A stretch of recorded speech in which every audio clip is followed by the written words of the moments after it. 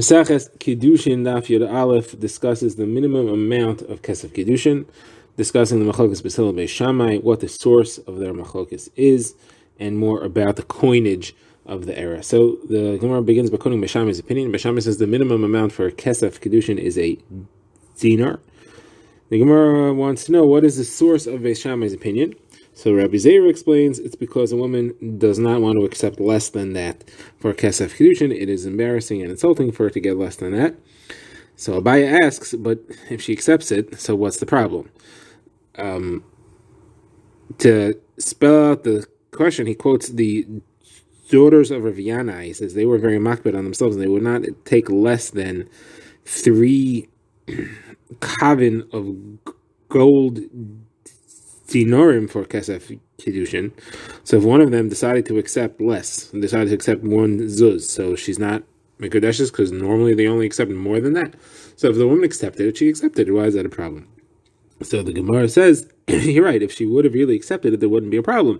We're talking about where she didn't knowingly accept it. Either it was given to her at night and she didn't know how much it was, or it was kesef Kiddushin that was accepted for her by a shliach to be mekabel Kiddushin for her, and she didn't have knowledge of it. In those cases, it's not chal because we assume that a woman would not want less. The daughters of Rav Yana would not want less than 3 kav of gold dinarim, yes, and if it was less than that, they would not be a mekudeshes, and the standard woman wouldn't be mekudeshes with less than a dinar at all.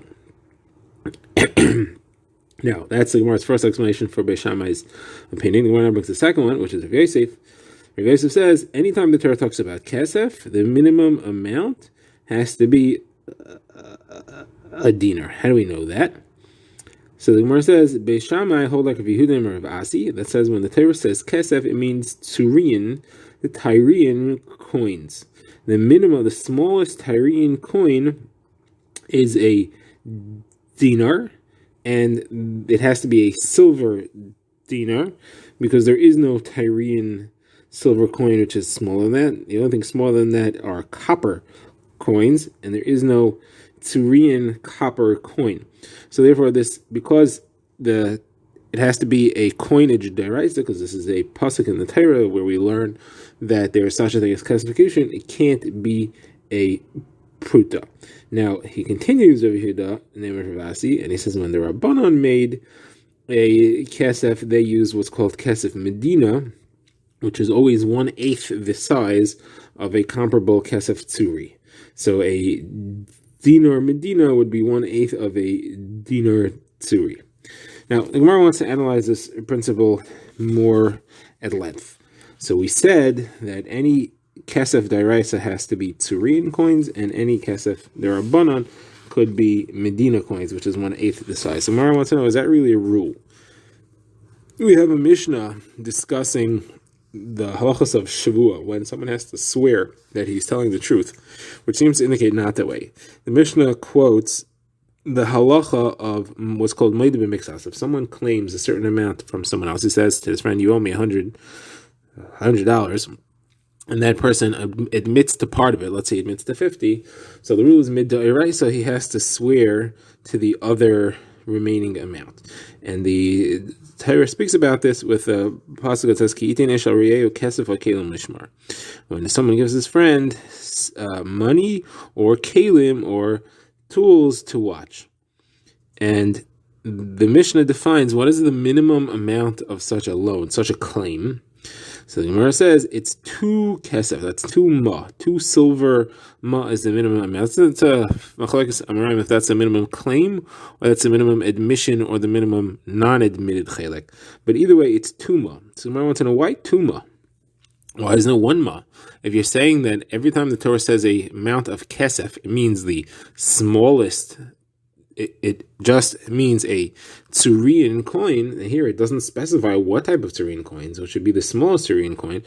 Well, it should be 1 ma. Why do you come up with 2 ma? Where is that from?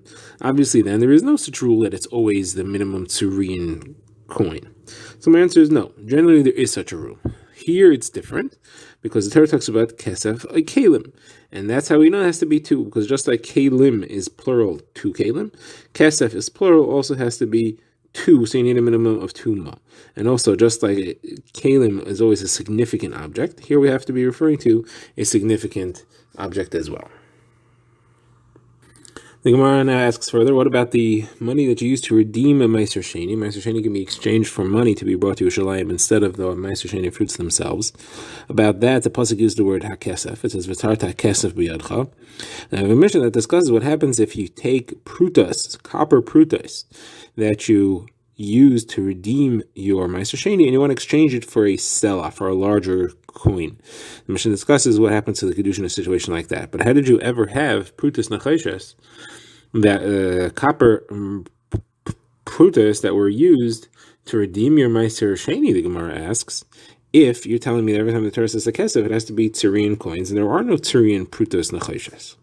So Gemara answers here, there's a special limit that allows it. It says kesef, ha-kesef, it says the word kesef twice, and therefore it includes more types of kesef than you would ordinarily have.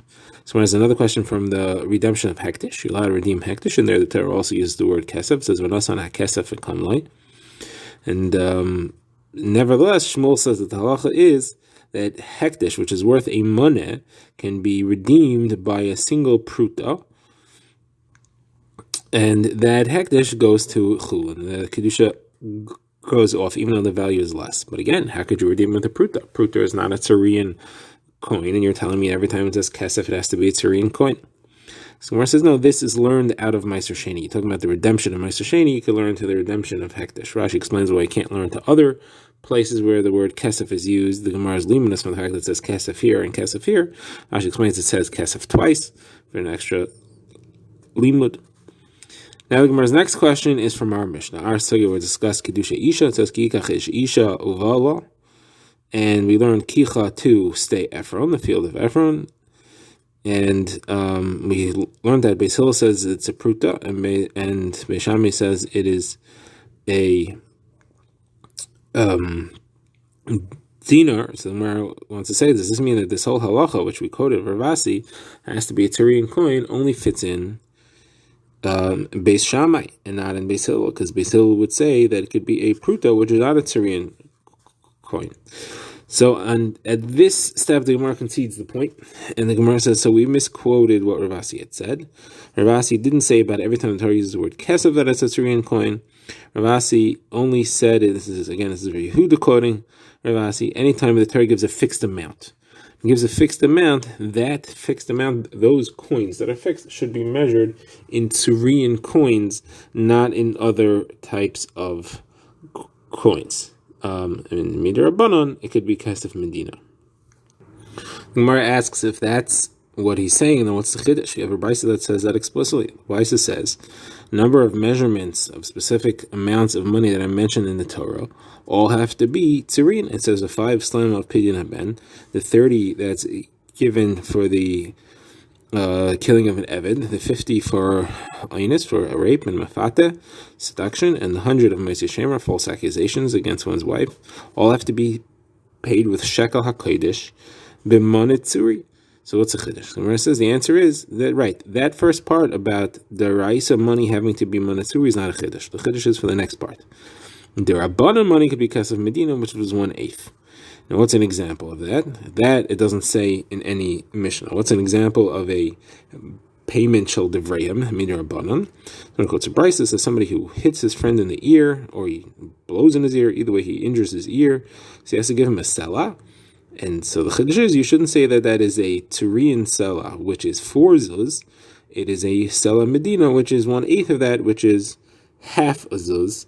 And people call half a zuz an estira, which is another word for a selah. The Gemara now continues its search for Beis Shammai's reasoning that the minimum amount is a dinar. The Gemara brings 2 more pshatim. The first one the Gemara brings now, which is our third in all, is Rish Lakish. Rish Lakish says, to learn that of a limud that Chizkiah said by an Amma Ivriya.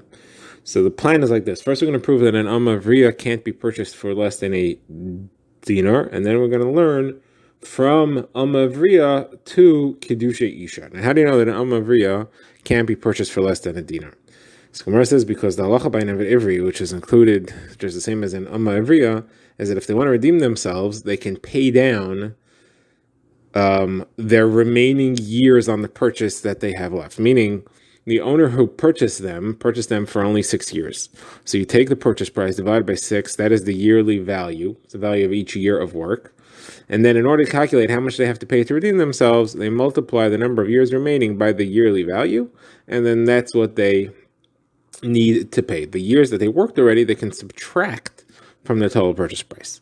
So Gemara says, if you could have purchased an amavriya for less than a dinar, so just a pruta, if you could have purchased an amavriya for 1 pruta, then there's nothing to subtract, because there is nothing less than a pruta.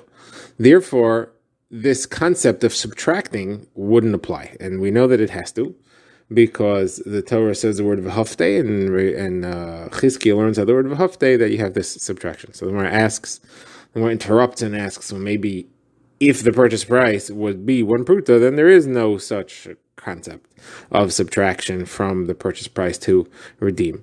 But the pasuk is talking about in a case where the purchase price happened to be more than a pruta and you're subtracting from it. So says that can't be, because you can never have a situation where the option doesn't exist. We know you have to have such an option. There's a halach called yud, which is that the master has the ability to marry his amari if he wants to by forgoing the rest of the work time that she owes him. And he has to have that option. He can't purchase an amariya that's related to him and that he wouldn't be able to marry up Yalacha, because that option wouldn't be there, and that option has to be there. So here also, that option has to be there. We learn from Yud, or the redemption and Yud are linked to each other. So the redemption has to be a situation where this subtraction concept is possible. Anyway, so therefore we've proven that an Amavriya has to be more than a pruta in a purchase price.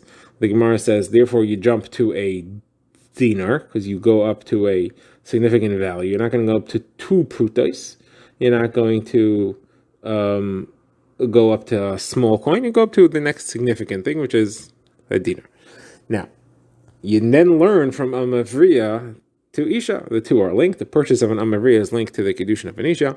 Just like that has to be a dinar, the purchase of a Isha, meaning the Kiddushin of an Isha, also has to be a dinar. Now, that's Rish Lakish. Now the brings Rava, and the Rava says this is a takanas chazal that Bnei Yisrael should not be hefker, should not be easily marriageable. We want it to be a weighty process, and therefore he didn't want it to. Beis Shammai didn't want it to be just a pruta. They wanted it to be a significant amount, and therefore they said a dinar.